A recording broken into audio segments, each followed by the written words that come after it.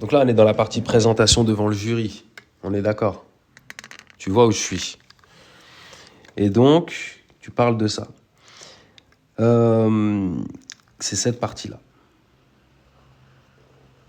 Ça, sur lequel ensuite tu pourrais être interrogé.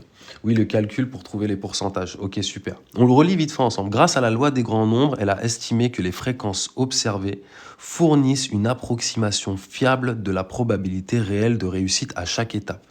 Ça, c'est important. Elle reconnaît qu'il existe une certaine marge d'erreur, ça veut dire que ce qu'elle va estimer, ça je pense que tu l'as compris, j'estime que je vais vendre 30% de mes produits, évidemment que tu ne vas pas vendre exactement 30%, ou supposons 28%, tu ne vas pas vendre exactement 28%, il y a une marge d'erreur. Mais bon, toi ta question c'est de savoir, mais ça vient d'où ce 28%? Tu dis que je vais vendre 28% de produits, etc. On va y arriver. Et donc, mais elle estime que cet écart est suffisamment faible pour ne pas compromettre la fiabilité de son analyse. Ok, ça aussi c'est important, ça peut être une question du jury. Attention à ne pas mettre cette phrase si tu veux pas être interrogé sur ce que j'ai mis en gras ici, les délires d'écart. Mais t'inquiète, je vais y revenir. Cela lui a permis de déterminer que pour la première phase, la probabilité de sélection des dossiers est d'environ 20%. Et voilà, en fait, toi, c'est celle-là ton interrogation. Ok, regarde, donc en fait, du coup, tu vas à la dernière ligne là. Tu vas à la dernière page, pas la dernière page, tu vas là.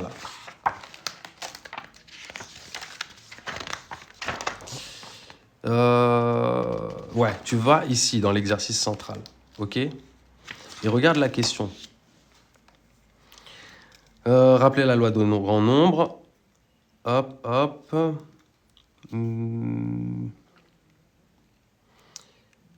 Alors c'était où? Dans la correction, c'est là. Voilà, c'est là. En fait, c'est très simple. Comment t'aurais fait si tu as une entreprise et qu'à un moment donné, tu me dis, j'estime que l'année prochaine, je vais vendre 28% de mes produits seront du type A. Comment tu peux savoir ce genre de choses? Tu le dis pas au hasard. Tu vas regarder sur ça, c'est l'année N, tu vas regarder à l'année N-1. Tu regardes le nombre de produits de type A que tu as vendus sur le nombre total de produits. En faisant ce rapport, tu obtiens environ 28%. Et donc tu estimes que l'année suivante, tu vas garder le même taux, la même proportion de vente de type A. Et comment est-ce qu'elle est arrivée, Madame Martin, à comprendre que ça allait être 20% pour la première phase? C'est très simple. Elle est partie regarder les gens qui ont réussi la première phase sur les 5 dernières années. Elle a pris le nombre de personnes ayant réussi la... Tiens, d'ailleurs, je le dis je continue la phrase. Le nombre de personnes ayant réussi la première phase sur le nombre total de personnes. Et elle a trouvé quoi? Qu'il y avait 1807 personnes qui avaient réussi la première phase sur 9000 personnes au total parce qu'elle a juste additionné le nombre de participants sur les 5 dernières années. Regarde, ici, tu as eu 500 personnes en 2018. Tu en as eu 1800, 1500, 200, 5000, 5000 parce que c'était celui d'avant. Là. Le mec était trop stupide. Il a fait venir trop de gens. 9000 personnes au total ont participé. Sur les 9000, il y a eu 1807 reçus. Et donc, ça fait une fréquence de 20%. Donc, elle estime, mais Talia, qu'est-ce qui t'arrive? 29 roses, mais t'es sérieuse là? C'est vraiment ça parce que je voyais apparaître. Merci Talia, c'est trop gentil, ça me touche. Et donc voilà, Good Game. Est-ce que déjà tu as compris ça? Comment ça vient, d'où ça vient les 20%?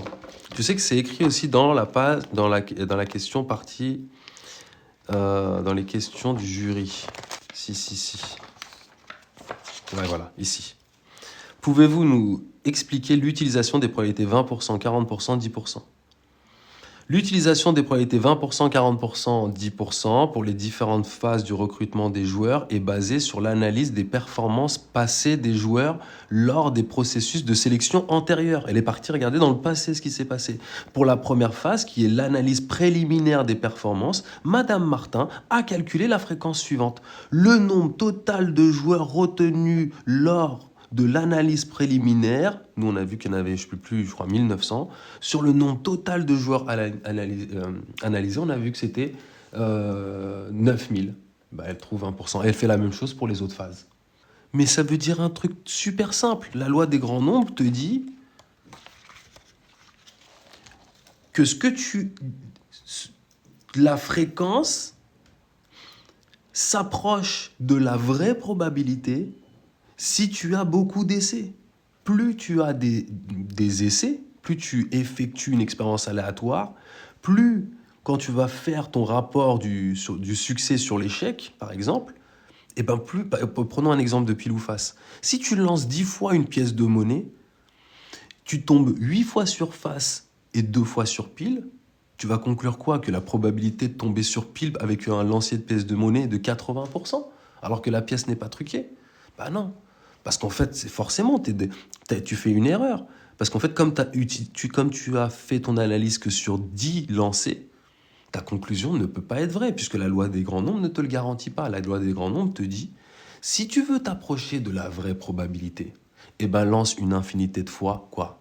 Un très très grand nombre de fois ta pièce. En fait, plus tu vas effectuer cette expérience aléatoire, et plus tu vas calculer, et tu vas attendre pour calculer le rapport, plus tu seras proche de la vraie réalité.